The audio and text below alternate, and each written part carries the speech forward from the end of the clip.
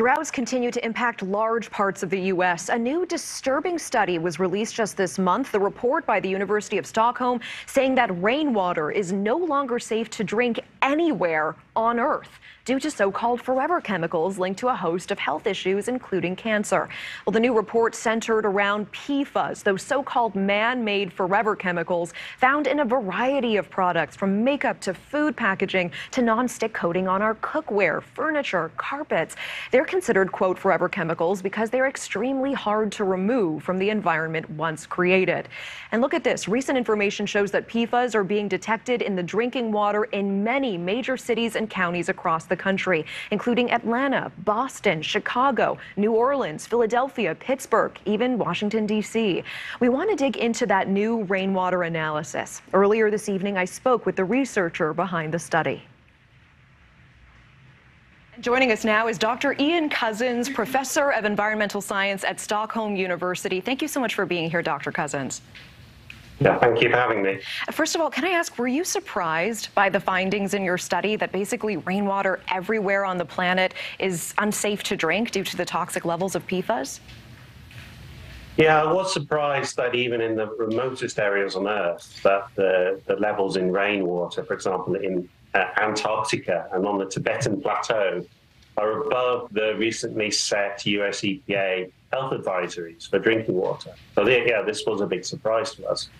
I would love to get your insights into how concerning this is, because we see the headline, but bottom line, what does it mean for all of us? Because we know some of the health risks, the increased risk of some cancers, including prostate and kidney, testicular cancers, decreased fertility. It interferes with our hormones, increases our cholesterol, potentially poses issues for children as well, whether it's developmental issues or even vaccine responsiveness.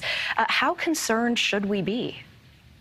I think most of the effects you've named there occur at more elevated concentrations. So they're not going to occur if you drink rainwater at these very low parts per quadrillion level.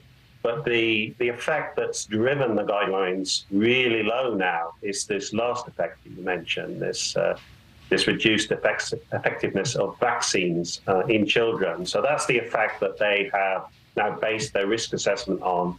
And the scientists that have done the risk assessment have decided now that the safe levels have dropped. But the safe levels have dropped over the last 20 years as we've gradually got a better understanding of the toxicity of these substances. So basically the safe levels keep dropping with time.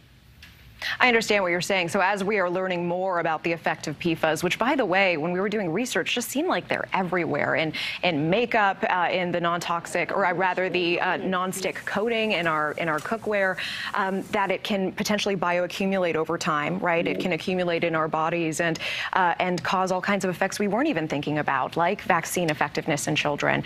Has this changed the way that you deal with your own drinking water? What do you do to keep yourself safe? Or even your household items?